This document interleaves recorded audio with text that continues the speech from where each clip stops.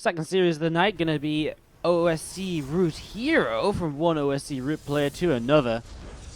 Just keep on going with these OSC Root games. No bias from my side. This is genuinely just the first match I found starting, so we go into this. OSC Root herO against jjakji down to the bottom right hand side of the map here. Yeah, basically I just sort of, this was the only match that was starting kind of at this point. And so we jumped on in, got some games rolling for you guys. I was looking, Mario Curious had already started when we came out of Keller's state. So Mario Curious had started, Innovation was waiting for an opponent, and again, I don't like waiting for games when you don't know how long they're going to be. You know, what if their first match was delayed and then they're waiting, like, you know, they had a really long first game, they're just starting game 2 or something, you know? So I don't like to kind of mess around with that too much, so much better to just get into a game and get the action rolling once again. Hopefully you guys agree. We'll do my best to bring you guys innovation games and all the rest later on, of course, and we'll just keep on casting. We should be live until, so we'll cast obviously the entirety of the qualifier. If the qualifier ends before 4 hours of the qualifier playing is up, basically until base trade go live, I'm happy to cast some replays of extra matches and stuff as well. Once base trade go live, for me, it's lights out, time to go to bed, I think. Because that would be kind of crazy. If we actually made it that far, that'd be like a 17-hour stream, which would be pretty intense. Pretty intense. Anyways, a couple of people asking about the way these qualifiers work, so let me try and do it as simply as possible. All the qualifiers are open to anyone. There are 2 Korean server qualifiers, 1 American server qualifier, and 1 European server qualifier. Anyone can play in any of these qualifiers. Each qualifier is split into 2 stages. The first stage is open to everyone, as we've mentioned, but all the games must be played and must be played on the server which the qualifier is. So European server, played on Europe, and so on. Common sense. So each qualifier has 2 stages. First stage is open, single elimination bracket, top 8 advanced stage 2. Those top 8 players are joined by the top 8 players who are invited by WCS points in 2016 based on region. So Europe has the top 8 Europeans based on 2016 WCS points. America has the top 8 basically WCS circuit players outside of Europe invited to stage 2. And Korea has the top 8 WCS Korean players invited to stage 2. In stage 2, the top 3 players of the double elimination bracket advance to the round of 24 at Katowice. Now, if you don't make it through these qualifiers, you can still play at Katowice, but you've got to pay your own way there, and you've got to play in the round of 64 open bracket, which of course does not really guarantee you. You know, it's much better to start in the round of 24 already in the prize pool and so much more with a ticket paid, flights booked, hotel sorted, you know? So that's what's up. That's how it goes. That's my simplest way possible of explaining these qualifiers. Hopefully that helps out a little bit with the discussion going on in the chat, as we do see this Oracle going through in towards the main base, and is going to be having a little bit of a look to see what's going on. The Stargate opening from herO early, just allowing him to take a nice quick third Nexus. We didn't talk much about these builds, but it's pretty standard on either side with both of them taking an expansion early. herO going into that Oracle, and the Stargate play in general actually starting to make some more Phoenix now, whereas jjakji here, he's just gathering a few Marines together, got this medevac overhead, and he's going to have his extra barracks building now too. So jjakji, I guess the one thing we can say is that he did bypass like the initial Widow Mine drop. He just left his Widow Mines at home, left his Marines at home, never got aggressive here, although he might look to do so now. First few Marines moving out with this Cyclone. jjakji looking for a little bit of an attack then. Let's see what he can get up to as we see this Phoenix and the Oracle moving around the top side of the map. Second Phoenix on the way up. Again, the Phoenix really nice to shut down early pressure. Able to lift important units such as the Cyclone out of the battle is really, really crucial. It can really change the way in which the Terran player can fight. So let's see what will happen. I mean, this is a lot of units from jjakji currently heading up towards the upper left-hand side. So looking to get quite a lot done as he moves forwards here. You can see actually not really anything in position on the third base. This pylon's going to go down instantly. Obviously, has a big kind of standpoint which is already taken down here. Phoenix will try and get some shots onto the Liberator, I guess, but look at the well-positioned mine to try and stop that from happening. Oh, 2 mines! Phoenix are just disappearing, and actually, I think hero's in trouble, man. He's just lost so much for nothing. He did nothing here, really, herO. He hasn't killed off anything. Cyclone's still alive, all the Marines still alive. He's killed 1 Reaper and 1 Marine. And he's lost all of his Phoenix, he's lost his Oracle, his third base. Oh, this was a disaster. jjakji's attack is just doing so much damage. This pylon over here, well, jjakji's going to fight into it. He does not care. He doesn't actually target it down as quickly as I think he's aiming to right now. As you see, Widow Mines. Ooh, that second Widow Mine did a lot of friendly fire. And that did hurt. Another Liberator coming in. He'll be unloading now and just getting ready to go once again, it seems. jjakji. I mean, it was still a good fight from him overall. Even if this at the end was maybe a little bit messy. Maybe should have backed away until the overcharge was done. Still worked out quite nicely for him, so. Just going to be seeing these few Adepts moving through the center of the map. We're going to see a few of these Marines coming in here as well, and just going to pick up a few more of these probes. Mothership core out of position, or is in position, but used its overcharge already, so that's painful. More probes going down. hero's in a lot of trouble. He's going to try and counterattack, but with what? Like 7 Adepts against 2 Cyclones, lots of Marines. Wall goes up as well, so the Adepts don't even break through just yet. Liberator here also. This is not going to happen. Marines come forward, they can push back the Phoenix, and the Liberator stays alive as well. And this is going to be jjakji taking a huge lead here in this first game of the best of 3. Round of 32 actually now. Like, actually, the Korean Server Qualifiers here, the first stage of them, is not very large at all. It's in fact rather small because it's only less than 64 players signed up, so round of 64 bracket.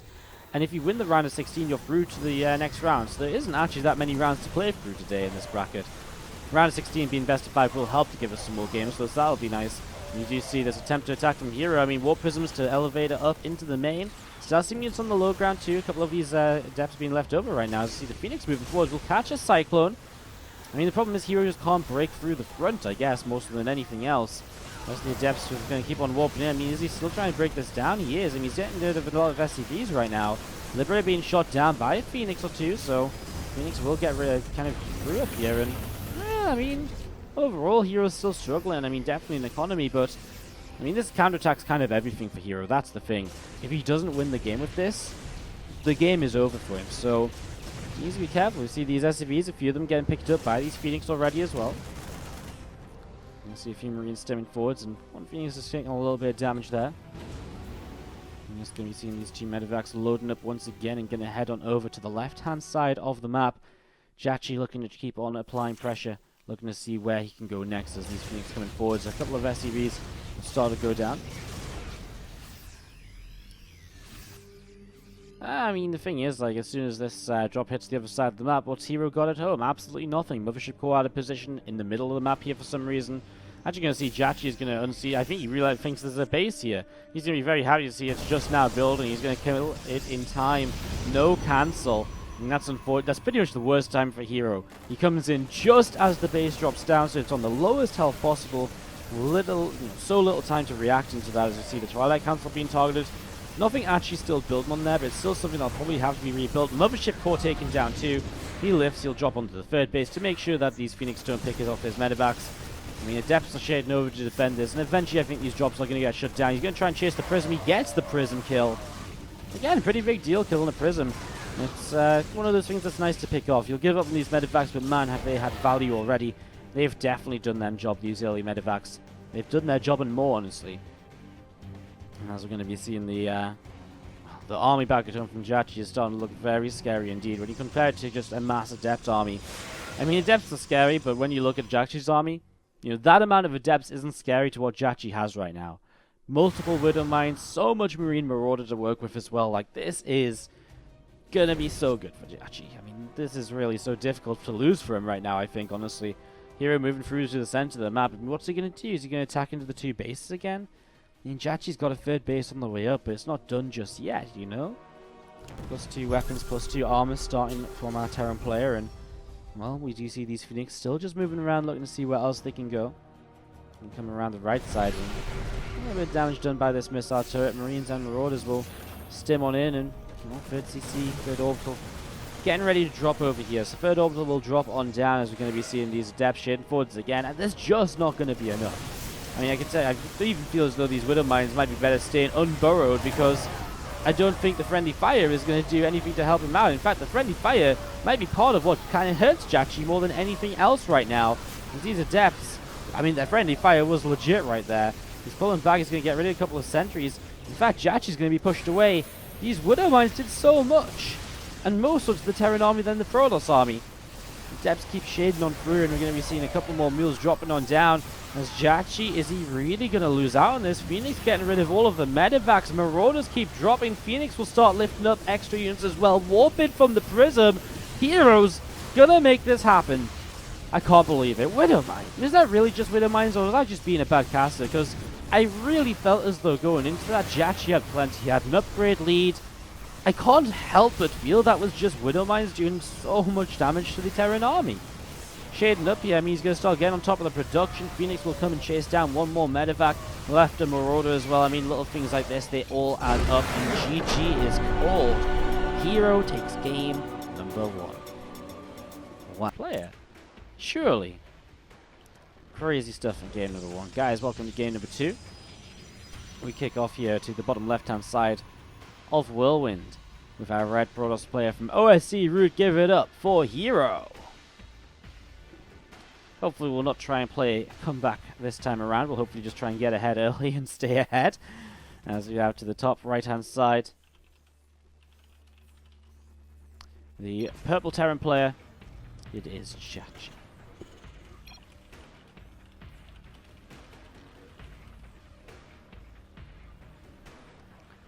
Setting up into this game number 2.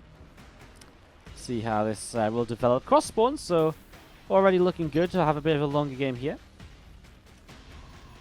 See Nexus coming down on the low ground. So Nexus setting up here down on the low ground already.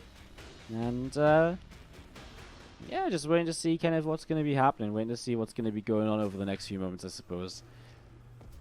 Again, welcome everyone who's tuning in the stream. Do appreciate all coming by and checking out the stream.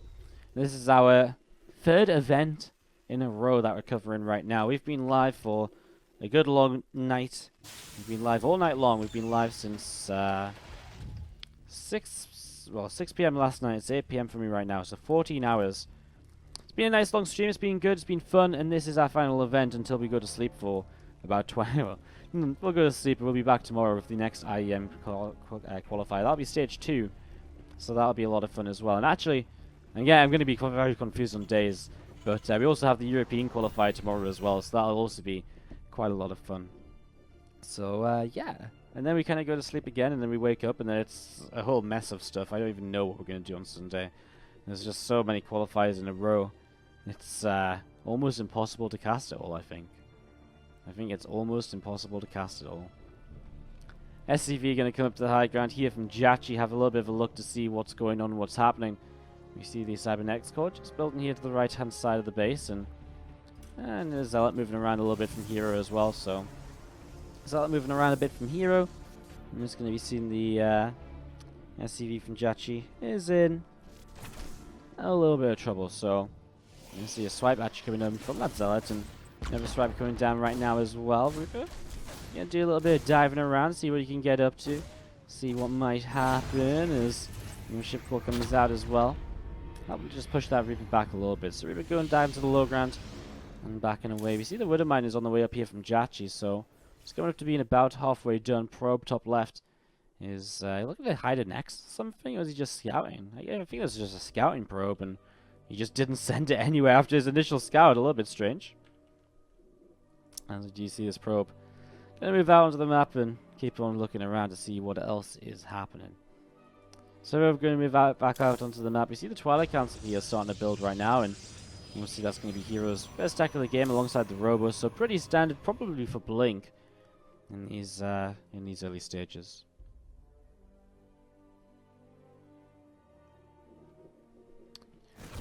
Alright, cool. We're coming back in towards the main base. jjakji again just being a little bit of a nuisance with this. Hasn't picked up any kills, but again, I mean, look at the amount of mining he's denying, and now he does pick up the first probe kill there, so that's nice, as he will shut down this Reaper, and that Reaper will get killed off. So Reaper gets killed. We see a couple of Widow Mines going to pop out of the main base in this medevac, and they're going to start flying across here to see what is going to be happening. Have a little bit of a look to see what's up and what's going on.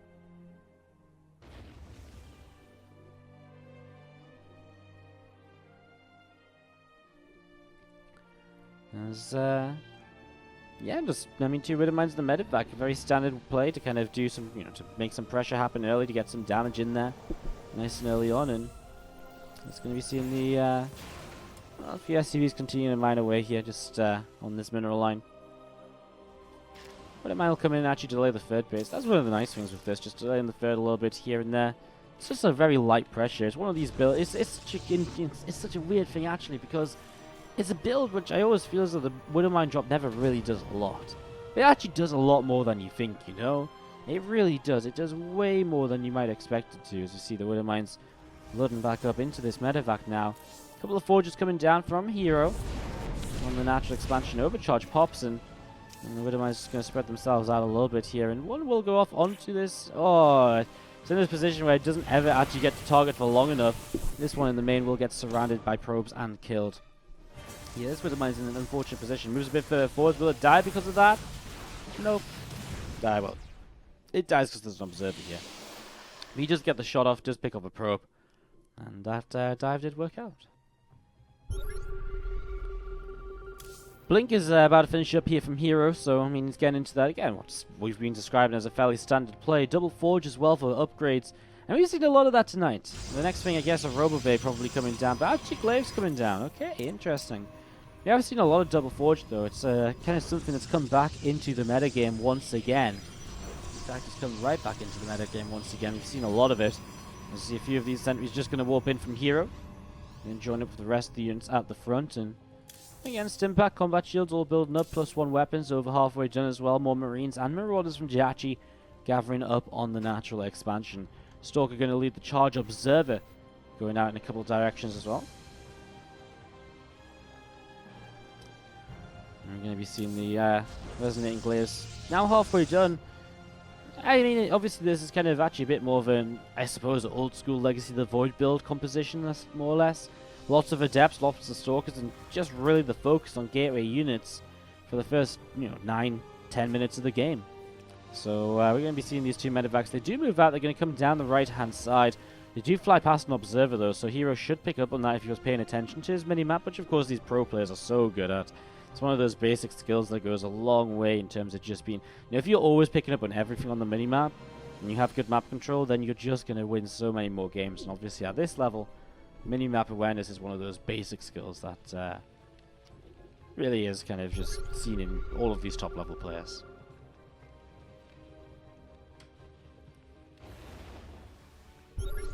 You're seeing these couple of medevacs moving forwards.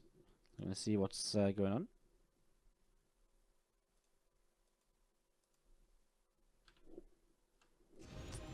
You just see the again, a few Marines, a few Marauders looking to see what's up. I mean, they don't really get into the main base or anything. More units coming in from jjakji, coming through the center, so let's join up. And again, herO just a large gateway-based army right now. Lots of adepts, lots of stalkers. He'll mix in a couple of mortals to this as well. That'll be his kind of real techy unit that he has in this composition for now.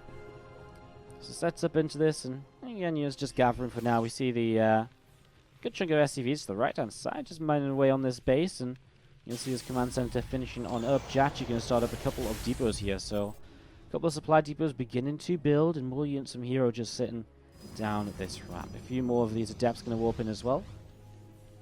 I'm just going to be seeing these adepts continue to push forwards, and well, going to run right into a couple of Marines and Marauders, but still adepts pretty good, and they killed off one of these Marines already.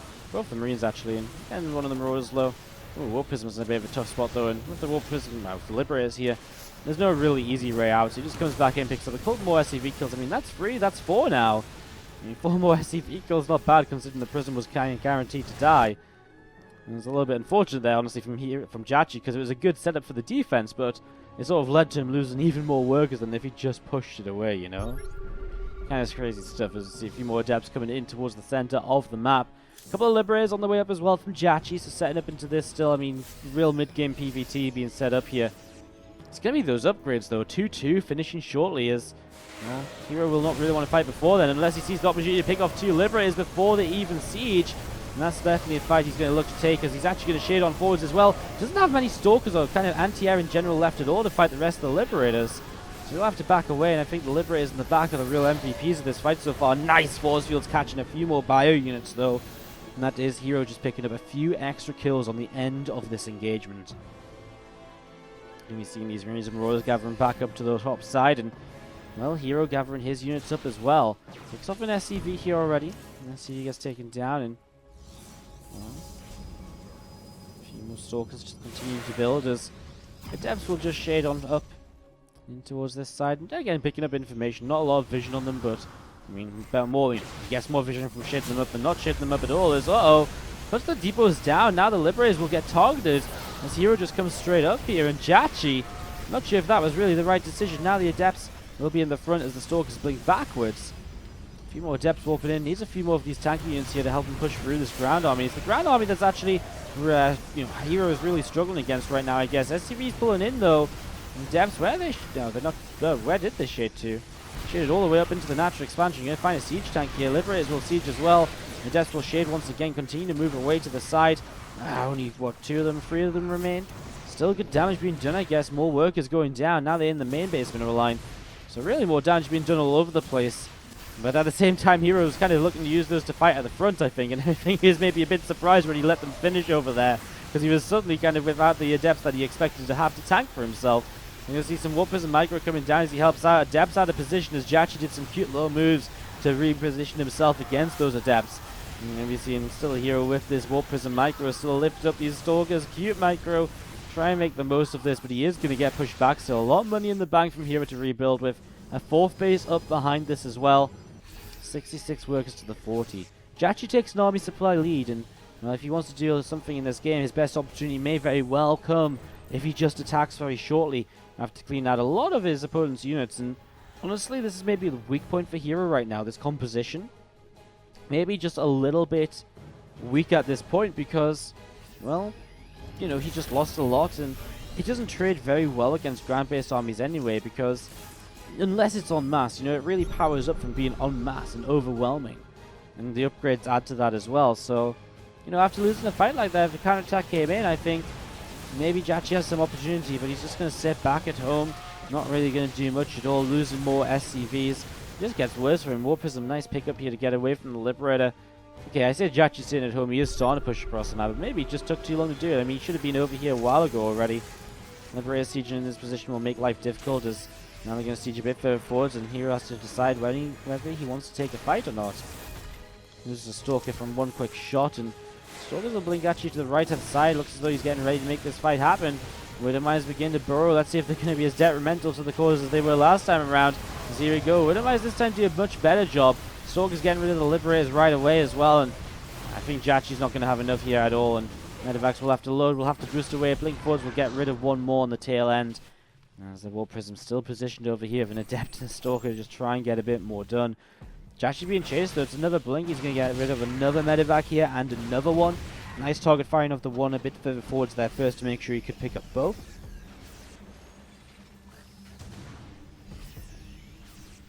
He's going to be seeing these units still advancing up through the center. herO picking off a missile turret and still seeing what else he can get done. Turning around, and well, there's the blink forwards. He's actually going to get rid of multiple Liberators. Oh dear.